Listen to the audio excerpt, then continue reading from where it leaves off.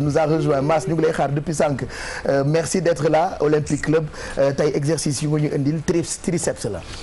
waaw jërëjëf Baye Cheikh ginnaaw ba leen nuyoo di nuyu ñu nekk ci plateau bi yëpp donc ni nga ko waxee noonu la triceps ñu gën ko xamee ci arrière bras donc waxtaanee bras tey ci ñi nga xam ne jigéen ñi nga xam dañuy bëgg a affiner seen ay bras sénégalais xëy na peut loolu moo leen sonal koo ci wax de koo ci gis am na problème mu bras yooyu bëgg koo jeexal donc bu dee góor ñi moom ñoom volume bi leen intéressé moom donc genre petit yi nga xam ne dañuy yem ci plage yi jaay affaire boy disco donc ñoom volume moo leen intéressé bu dee jigéen ñi dañ koy bëgg a affiner donc ñu ñëw wax ci triceps moom bu demee place nanu may ak flottant wu daawam bi rek nanu may jàmm rek nag waaw parce que ñu ngi waaj a def sortie waa yeewu leen na ko soppi de am na flottant Vichy mu changé ko indi beneen rongo ñi di tuuru Vichy xam ngeen piisu Vichy am naa ci bugg la waaw donc dafa wax Baye Cheikh jërëjëf triceps donc ñi nga xam ne si dañuy bëgg defar seen pectoraux aussi bu fekkee am nañ triceps yu am doole dina leen aider aussi bu fekkente ni donc ma la de ki ma nettali léegi nii moom la fayee ko si bon bi. waaw envoyé na ma message vide nii xam naa loolu mooy maa lay seetaan.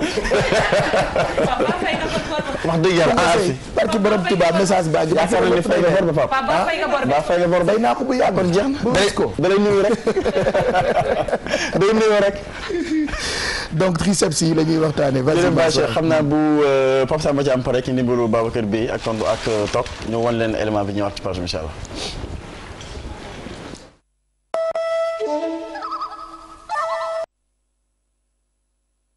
Ravi de vous retrouver pour une nouvelle vidéo.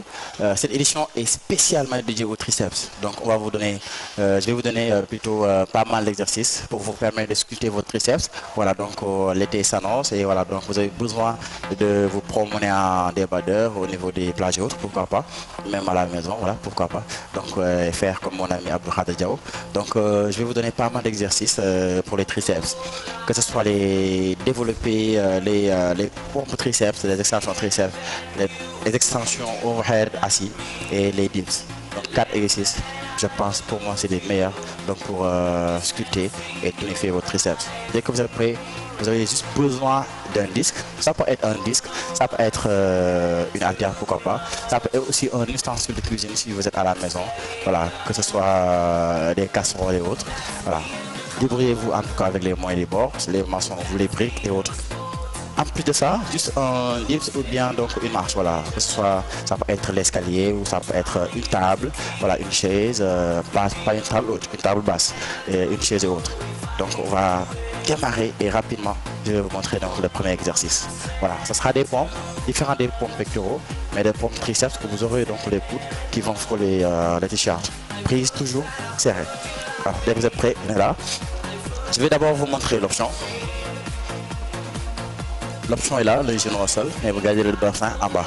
À partir de là, vous descendez, inspirez, poitrine vers là-bas, et les coudes, vous les gardez près des côtes, les coudes près des côtes. Voilà, donc vous allez frôler donc vos t-shirts avec les coudes. Voilà, vous faites des séries de 16. Si vous êtes régulier, bien sûr, les nouveaux, vous faites juste des séries de 8. Inspirez en bas, expirez en haut. Maintenant, si vous vous sentez à l'aise, prenez sur la pointe des pieds, option plus intense. Inspirez, descendez. Expérimentez toujours.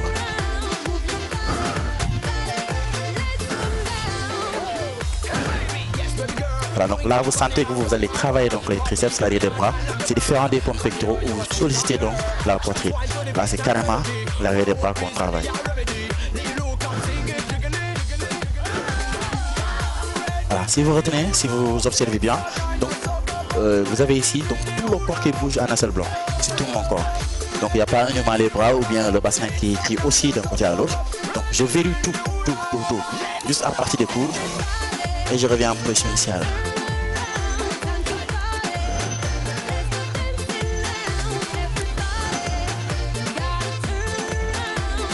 Voilà.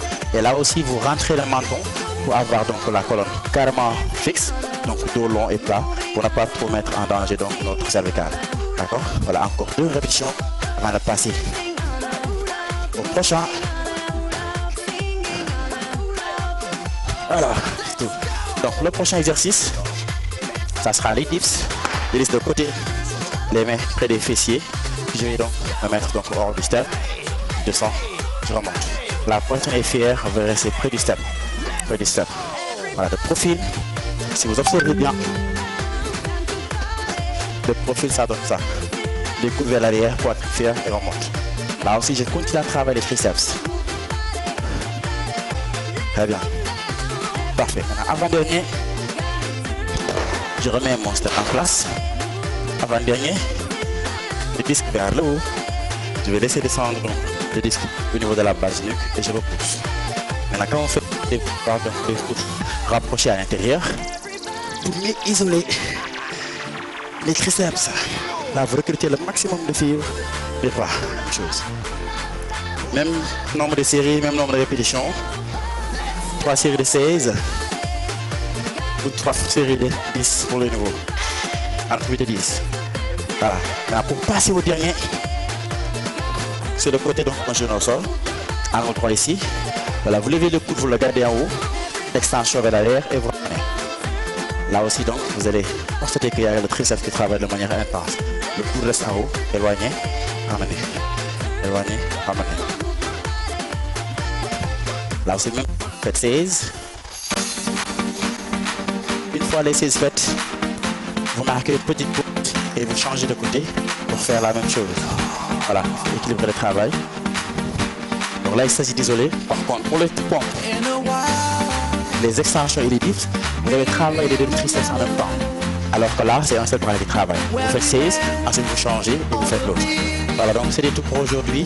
Donc nous vous donnons rendez-vous pour une prochaine fois pour d'autres exercices. Coach Max. Ravi de vous retrouver pour une nouvelle vidéo. Cette édition est... Voilà, donc pour travailler triceps yi parce que dafay tax nga am de gros bras. waaw bu fekkee donc loolu laa wax léegi Alfie day dépendre ci nombre de répétition bi pour même exercice bi mën nañ koy travailler gros bras comme ni ko genre petit gi bëggee mën nga ci aussi affiner day dépendre ci nombre de répétition bi ngay def ak bu fekkee da ngay travailler ak charge bi ngay jël. donc ci même exercice bi ci même machine bi donc même exercice bi mën nga ci travailler gros bras comme mën nga ci aussi travailler donc pour affiner donc ces bras là.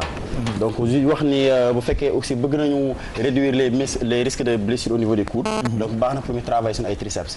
donc dina jouer le rôle de protecteur donc des coudes surtout ñi nga xam ne dañuy def basket yi nga xam ne dañuy utiliser tout le temps seen extenseur de bras yi triceps yi donc baax na trop ñu utiliser ñu renforcer seen triceps yi. donc oui.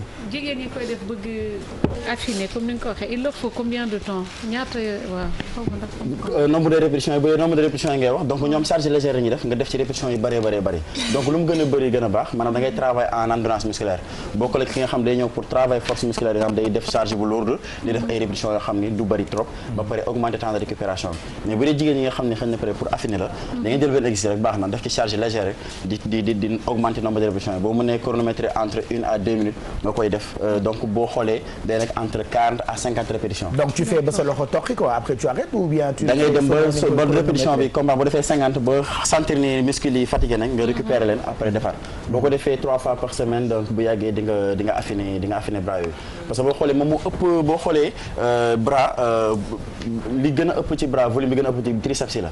biceps yi li mu jël bariwul moo tax ñu tuddee ko biceps mais triceps la. donc moo tax boo bëggee affiner da ngay mettre l'accent sur les triceps. bu ko defee donc di nga am di nga ko affiner bu fekkee contraire bi aussi ngay am volume là aussi ce sera le contraire. voilà important Mass. merci pour triceps yi.